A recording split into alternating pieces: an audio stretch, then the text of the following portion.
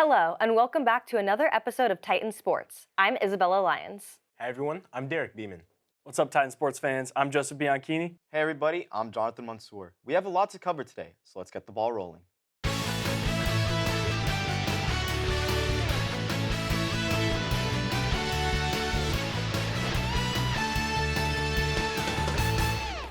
The Big West tournament is going on this week, but last week the conference made headlines for a different reason when a scandal was announced at the campus of Cal State Bakersfield. Former men's basketball assistant coach Kevin Mays was arrested on charges including pimping, possession of firearms, possession of methamphetamines and marijuana, and possession of more than 600 images of child pornography. The story dates back to August 29th of last year when then head coach Rod Barnes received an anonymous email that said Mays was working as a pimp across 4 states. The email included the information of a woman Mays allegedly trafficked and included a statement that was written in all caps saying, "Fix it or the whole staff will fall." Barnes then reported the email to Bakersfield Human Resource Office, which started the investigation. Barnes has left the team since, as has the school's athletic director, Kyle Condor. Neither spoke with the media about the situation before leaving. Mays is currently being held without bail and has pleaded not guilty on all charges. Yeah, guys, so obviously very unfortunate situation. It's been going on a little bit longer than the public initially thought, and with it happening in August, it's very unfortunate that it lined up right with the start of the season. Head coach quits right before the start of the season. New coach, this guy doesn't know these players, he didn't recruit these players, he didn't spend all offseason with them. And I guess my question to you guys is, do you think this scandal has anything to do with them coming in last place in the Big West? You know, I don't know if it has anything to do with this season in particular. I mean, men's basketball last place, women's basketball tied for last place. If you want to go to other sports, women's volleyball was tied for last place too. But I think future-wise, they're going to stay there, right? Because I find it hard to believe if you're recruiting players and a player is stuck in between 2 schools, Cal State Bakersfield and another school, it's going to pick the school that didn't just have a pimping scandal. So I really think that, I don't know if it had anything to do this year, but certainly for years, this is going to be something that it's going to take a while for them to move on from as a school and an athletic program. And even then, just looking back to what the statement said, fix it or the whole staff will fall, it just makes you wonder who else might be involved in this, and especially with him quitting, that really just, like you said, it puts a bad look on the staff as a whole. Yeah, I mean, in the words of the university's Senior Director of Strategic Communications, Jennifer Self, these whole charges, they're just deeply concerning, and like how you mentioned, this has happened before then it got to the public, there was an email that the university received that this trafficking was happening with a girl since the month of May. It's just, you feel for all the victims involved, and you kind of just hope everything gets handled accordingly. March Madness is right around the corner, and with the matchup set to be finalized on Sunday, it's time to find out which Cinderella story will bust the brackets, and which team will have their one shining moment. Duke enters the big dance as the top overall seed. The Blue Devils hold the second best scoring defense in the country and are led by National Player of the Year favorite, Cameron Boozer. They look to cut down the nets for the 6th time and first time since 2015. Things won't be easy for the expected number 1 seed as Arizona and Michigan have been right in the mix all season long. The Wildcats did lose a game until February 9th, and the Wolverines gave Duke a run for their money in late February. Last year's tournament saw top teams dominate the field as the Final Four was exclusive to the 1 seed for only the 2nd time ever. But this edition holds potential for that to be broken up. Plenty of teams with star power will reside in the 6th through 8th lines. Superstar freshman AJ DeBonsa of BYU is the nation's leading scorer, looking to further secure his spot atop draft boards in June. And UCLA has 3 wins against AP top 10 teams this season, with senior transfer Donovan Dent at the helm. So guys, in a world of NIL, it wouldn't be shocking to see another tournament where it's dominated by 1 seeds. But then you look at that middle class, you have UCLA, BYU, Kansas. Do you guys think that these middle class teams could make some noise this year? You know, I think there's always potential for it. It's March Madness. Madness is in the name, and I think it's going to be unbelievably uncommon to see more tournaments like last year where all the 1 seeds are going forward. But I do think there are some teams at the top that throughout this regular season have just proved to be borderline unbeatable. You touched on Duke. I don't want to touch on Duke too much because I think that's the team the whole nation is captivated by. We talked about Arizona extensively last week on the broadcast, but I want to talk about Florida a little bit. The defending champions, they have 2 returners, Thomas Haw, Alex Condon, and they recruited Boogie Flan from Arkansas, a really dynamic guard. They're one of the best rebounding teams in the nation, which is very, very big come March Madness time. And the 2 top teams in the nation that people think, Duke and Arizona, they played those 2 teams very, very tight earlier in the year and have gotten better since. I think there's a clear top echelon of teams, and I think it's possible, but unlikely that we see some of those middle-class teams jump into that top echelon of teams in March Madness this year. Yeah, and speaking of these 1 seeds, UConn actually had given up their 1 seed to a recent upsetting loss against Marquette. They're a Milwaukee school-based, only had 11 wins. They battled out, lost. But firstly, I feel like this really exposed their weaknesses and how teams would approach playing them in March Madness. UConn out-rebounded Marquette, but went 3 from 24 from 3, which is obviously just very unacceptable. And it had 16 turnovers, losing the turnover battle to Marquette, only having 13. And any coach would tell you, you lose the turnover battle, you lose the game. And now, like I said, as a team facing UConn early on in March Madness, they would ask themselves, how can we limit the 3-ball? How can we force turnovers, and how can we out-rebound them? And with emphasis on this, top-ranked teams like you said, Duke earlier, Iowa State, Gonzaga, would be like a kid in a candy store, just excited to see how they could exploit and stress their offensive schemes to convert turnovers into points on the board for them. Yeah, it's going to be exciting to watch those 4 1 seeds, Michigan, Arizona, Florida, and Duke. They have the 4 best groups of bigs and front courts in the country. But going back to the Cinderella stories, personally, I was looking at Nebraska. They've never won a tournament game, but they're kind of set up to do so this year. They'll probably be like a 3-4 seed. But they are 6-5 after going 20-0, so it could kind of go either way. Another one to watch is Northern Iowa, first team to win 4 games in 4 days at the MVC tournament, MVC champs, so carrying that into March Madness if it all works out for them against these big SEC, Big Ten, Big 12 schools is going to be what's going to help them. Yeah, what's lovely about March is upsets can happen anytime. You know, we just saw right before we went on air, Miami, Ohio, 31-0. They just lost in the quarterfinals in their conference tournament, and now you have Fullerton, Cal State Fullerton, they play tonight in their Big West quarterfinal matchup against UC Davis. Good luck to them. Hopefully they can sneak in. One more sneaky team that I want to mention is the Kentucky Wildcats. You know, they're a dominant program. And just a couple nights ago, we have to touch on this really quickly. Bam Adebayo beating Kobe Bryant's 81-point record, topping him with 83 points. I'm going to go off on a little rant here. You guys can jump in after. This was probably one of the most unethical 83 points I've ever seen in my life.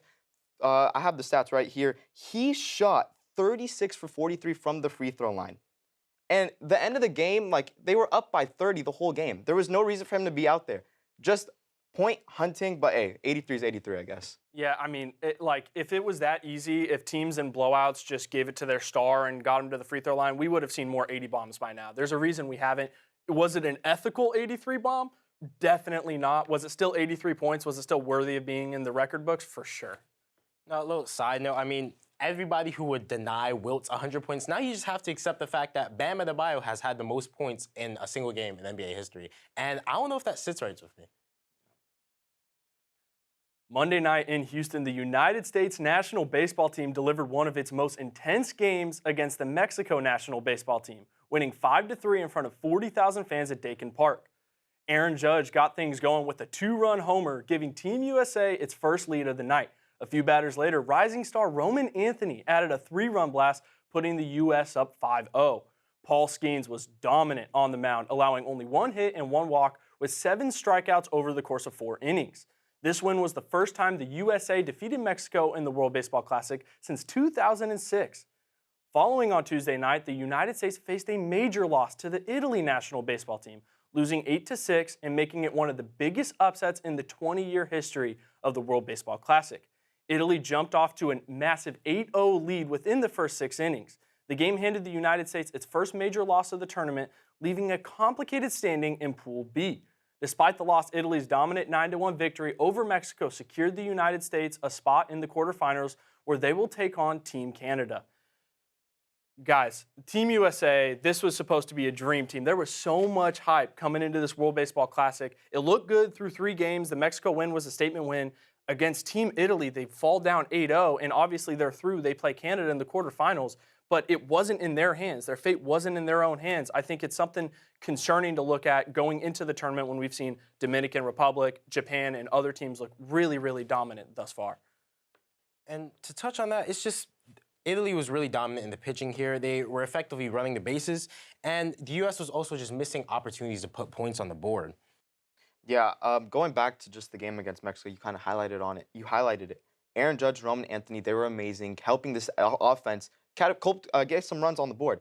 Garrett Whitlock at the end, 2 strikeouts to earn the save. That was big as well. But man, how can we not talk about the questionable managing of Mark DeRosa?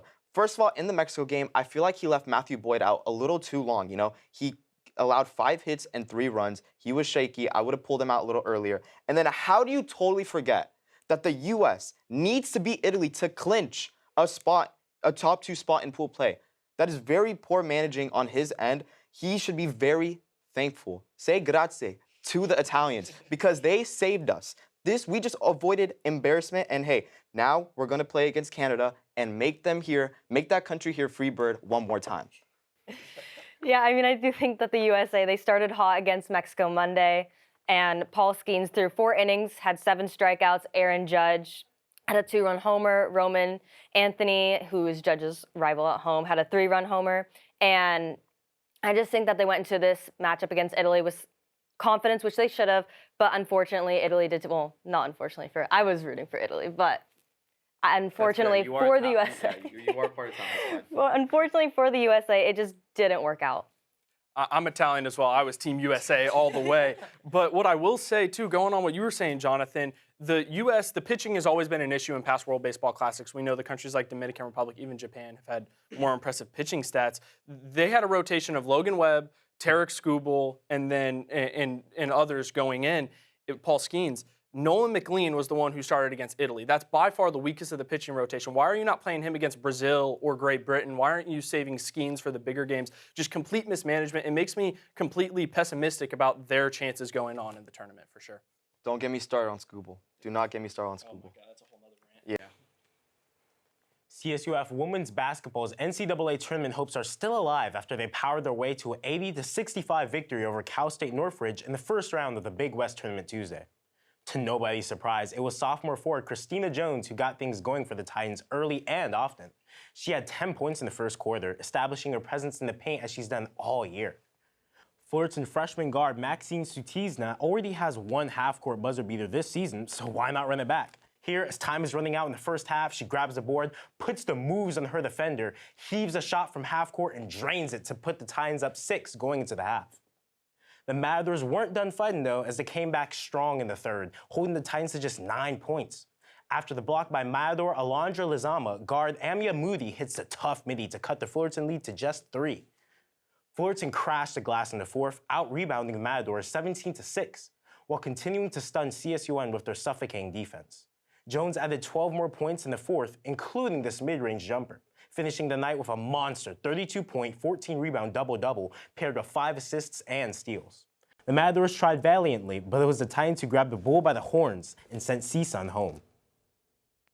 Now, obviously, that's a great win for us. Congratulations to our Titans winning out there. We are the 5th seed, and we're advancing to the quarterfinals now. And something to know about this, 11 of our players are underclassmen, so we're very young, playing Hawaii up next. We previously beat them 82-80 in a tough matchup back in December, and more recently lost to them in February 67-49. So I'm just curious to see, what changes will we make when we perform against them in the Big West tournament upcoming?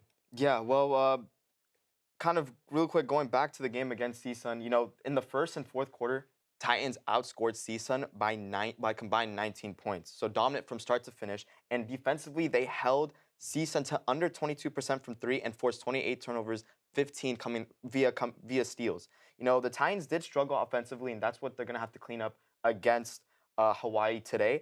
You know, they shot nearly 33% from the field, and they only made 3 threes. So how did they win this game? I'll tell you. They made 31 free throws. So that's going to help you win games. And then kind of going back to your question, last time they lost to Hawaii, it was due to a poor shooting performance by Fullerton. This time around, they're going to need to be aggressive on both ends, on the offensive end and the defensive end. And hey, we're going to need Nicole Steiner to find her rhythm that she had in the beginning of the season. For sure. You know, I think speaking on the fourth quarter, it's incredible to win the fourth quarter 26-14 crunch time close game. That's a testament to a young Titans team like you touched on. To have that resilience, I think it's the free throw line. Like you said, when you're able to get to the free throw line repeatedly, Christina Jones especially, right, that wears on a team. And in a tournament like this, that will wear on teams who are playing games continuously, right? The Titans are playing back-to-back games. That does concern me a little bit, though. You go back-to-back days, right? You've got 3 players who played 30-plus minutes in the CSUN game and another 3 who played 20-plus minutes. That's very taxing, especially when you're playing a game the very next day against a team as good as Hawaii. I don't know if it's sustainable, but they're gritty. They get to the line, they play hard, and it makes them a really, really fun watch. Yeah, I think this is good going up against Hawaii today. They're 1-1 with Hawaii, 3-0 on Northridge now. A pretty close game. Just the Matadors ran into some trouble there in the fourth quarter, which helped us. We went 32% from the floor, as you said, Jonathan, 28 turnovers. Christina Jones with 32 points, 14 rebounds. I think this is helpful going against a 4 seed. Transitioning over to the gridiron, the NFL free agency signing period began this week, and there's a plethora of signings already with even more in store. Okay, guys, I'm going to give you 4 signings that just happened this week, and I want you guys to tell me if it is a win or a loss for that team, starting off with Kenneth Walker to the Chiefs. Yeah, winner. You know, Kansas City, they need a run game. They haven't had a run game in a while, really, to be honest with you, and a run game helps your quarterback. And Mahomes, he's going to need that, especially coming off a torn ACL. The Chiefs, in the last 4 seasons, they've ranked in the bottom half of the league in rushing yards per game. Now you add a Super Bowl MVP in Kenneth Walker, who is durable and a tough runner. Now, speaking on them having a run game, now they got their old offensive coordinator back, Darek Beeman. Sorry if I Bienemy. There we go. Who was previously running back himself, so this should work out well for them. And now, along with having Kenneth Walker, they don't have to take Jeremiah Love at the 9th overall pick. They can instead pick up DB Mansour Delane. I'm not sure if I'm pronouncing that. Forgive me. And from LSU to boost their secondary back up. Sonny Styles is another player who had an absolutely tremendous combine. He would be perfect for them there. I'm going to say loser, though. This is 3 years, $45 million, $28.7 million guaranteed. That's a huge contract for a guy who he had an incredible playoffs and stuff, but he's never proven to be a workhorse over the course of a full season. It's always been splitting with Zach Charbonnet, which he's been great when he's gotten the opportunities, but we've never seen a full workload on him. I also think Kansas City has such an issue at wide receiver. Rashee Rice is getting in more trouble for a 3rd straight offseason. You've got other wide receivers. Kelsey's coming back, but he's not exactly scaring defenses at this stage in his career. I think we're probably going to see a lot of teams loading up the box. Mahomes is coming off of the season-ending injury. Kenneth Walker is going to be kind of their best weapon on offense. I think the pass game is going to really hurt this year, and I don't know if Kenneth Walker fixes that for them. I'm going to say win. I mean, Super Bowl MVP to replace Isaiah Pacheco. They got him for 3 years, $45 million. There are some losses with this, though. We lost a lot of key defensive players. Trent McDuffie, we traded him for 4 draft picks, including 1st round this year and 3rd next year. Jalen Watson, Leo Chanel, Brian Cook losing a corner, linebacker, and safety all at once. But I do think having Kenneth Walker in the run game is going to help. It's going to take some pressure off Patrick Mahomes, and it's going to open up the Chiefs' pass game. All right, let's move on. Tua Tagovailoa to the Falcons. I kind of want to start this one off because I really like Tua as a quarterback, but I don't know if this was the right move for the Falcons. I mean, now they have 2 quarterbacks with pretty extensive medical issues. You have Tua with the concussions. You have Michael Penix Jr. with the lower leg extremities. But on the other side of things, I do think that Tua has potential. I mean, he led the league in passing yards in 2023, which was actually the season that he had all those crazy concussions. But, you know, if he's your starter, he's going to have, $1.3 million. You have plenty of room to work with in the cap space. If he's your backup, you have an experienced veteran to go behind Michael Penix Jr. if need be. Yeah, I'm going to go with winner here. He's on a short contract. So if he performs, as you said, like in 2023, up to that par, up to that standard, he could definitely be a steal. And like you previously stated with Michael Penix Jr., he's an older QB. He's been in the league for 6 years now. And I feel like he could really mentor lefty Penix as well, as Tua is also a lefty. Yeah, kind of to build off your point, I like that it's now a QB room with left-handed quarterbacks. That's a huge advantage for your wide receivers because the trajectory of the ball comes out different from the left hand than the right hand. So for them to get practice reps with 2 left-handed quarterbacks, 2 capable starting quarterbacks is huge, especially because Michael Penix, you know, he had the torn ACL. We don't know what's his status for the beginning of the year. With Tua, that is insurance. And yes, he has concussion issues, but I firmly believe under a good offensive system, Tua can thrive. And under Kevin Stefanski, that should be the case. Yeah, I think it's a winner, and I think it's a winner because there's nothing to lose. It was a league minimum, 1 year, $1.3 million, right? And I think Tua has been very scrutinized by the NFL media and NFL fans, but I think it's foolish to say he's not better than the other 32 backup quarterbacks in the league. And they're bringing him in to be a backup with Penix or potentially come in for him if Penix continues to have those lower body injuries. I think what you said is brilliant. Left-handed quarterbacks, there's something to that to have it in a room like that. And I also think Stefanski is such a QB guru. I think it could help Tua's career as much as he might help the Falcons having some stability at backup quarterback.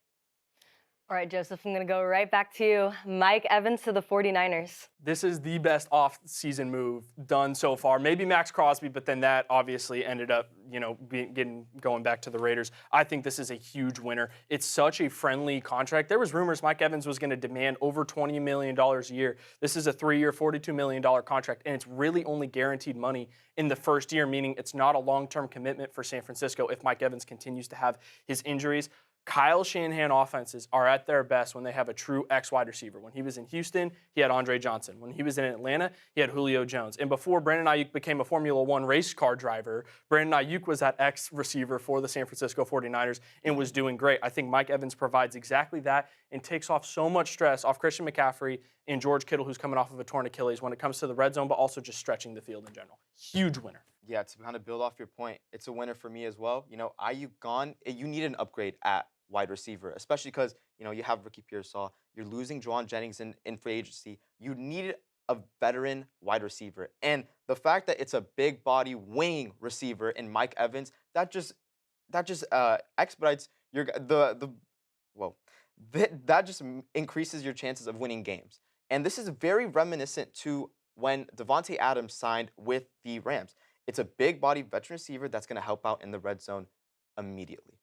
I don't know. I'm going to have to say loser here. I feel like he's with him, obviously, like you guys say, a good X receiver. He's a wideout now, big receiver. He's a veteran, but I feel like you're not putting enough emphasis on the fact that he is a veteran. He's coming off of an injury, and at his age, it's very, I feel like from my point of vision, very risky in a sense, very not secure. Like Devontae Adams, like realistically, what did he do for the Rams too much, to a certain extent? He did unlock their offense. I will say Devontae Adams was a big emphasis on the Rams, but I do understand what I'm saying. Yeah, he led the league in red zone touchdowns. He was a beast. He was a beast. I'm going to have to go win for this one. Niners are in a win-now mentality. Mike Evans is a franchise leader in receiving yards, receptions, and touchdowns. He has 11 consecutive 1,000-yard seasons, which coincidentally is tied with Jerry Rice. And he's going to be joining Ricky Pearsall, CMC, George Kittle. That's a difficult offense to block. And I think with Brock Purdy, with Kyle Shanahan, they have the quarterback, they have the head coach to do it. Kyle Shanahan is an offensive power mastermind. But I think fans were a little concerned with his age. I think that was the big thing. But if you're concerned with his age, there's still a lot of moves left in free agency. The draft's coming up in a month. Draft young and get some young free agents. All right, last one, Michael Pittman Jr. to the Steelers. I'll start. This is a win in my book. The Steelers, watching that offense last year, and granted, we don't know if it's going to be Rodgers or another quarterback this year, they so desperately needed another weapon outside of DK Metcalf, and it looked like DK Metcalf could not handle the stress of being not just the number one target, but also the only target. The receiver position outside of him was really brutal. They were playing 4 tight ends, all of which would have like a catch a game. I think you get Michael Pittman, a veteran receiver who's very sure-handed, will win in man coverage. I think it's a no-brainer move, especially considering they traded for him and it was, don't make the joke, Darek, just a 6-7 pick swap. I think that was a no-brainer for the Pittsburgh Steelers. Yeah, I feel like it's definitely a win for the Steelers, but for Michael Pittman Jr. as a player, I feel like it's a loss. He's productive, yes, but the Steelers lack an efficient quarterback here. Like you said, they have other wide receiver threats such as DK Metcalf and whatnot, but I just feel like for him personally, lacking the quarterback, I feel like he's not going to be able to put on show what he has to offer to his full extent. I agree, actually. I mean, I think it's a win for the Steelers, but for Michael Pittman Jr., yeah, he's going to be with DK. They have similar play styles. I know DK plays a little more deep than him. They'll probably have Pittman in that Z role, but again, the bigger question at hand is who's going to be throwing? Yeah, kind of to build off what you said, it's a winner for me, but yes, there might be concerns of, you kind of have similar play styles, but it doesn't matter because if you look at the Steelers receiving corp last season, DK Metcalf led the team with 850 receiving yards. The second closest receiver was Calvin Austin at 372. That is nearly 500 yards in difference. Michael Pittman Jr. last year had 784. He's going to be a big help for the Steelers team. Is that the last signing that we're going to be talking about? That is the last signing. I'm not shocked we're not talking about any Chargers signings. You know why? Because they didn't do anything. You have nearly $100 million in cap space, and you just don't sign anything. You have massive holes on the interior offensive line. Sure, you fill at center, but what do you do at left guard and right guard? Oh, let's bring Cole Strange. That's a strange signing. And then you bring back Trevor Penning on a contract that you don't know if it's starting level contract or a bench level contract, and you bring Trey Pipkins, who has been horrid. I don't get what the Chargers are doing. Joe Ortiz, please help Justin Herbert. I beg you. I beg you. All right, that about wraps everything up. Thank you for tuning in. Please give us a follow on Instagram and X at TitanTVCSUF and on TikTok at TitanTV_CSUF. We hope you enjoyed the show and look forward to seeing you all on the next episode of Titan Sports.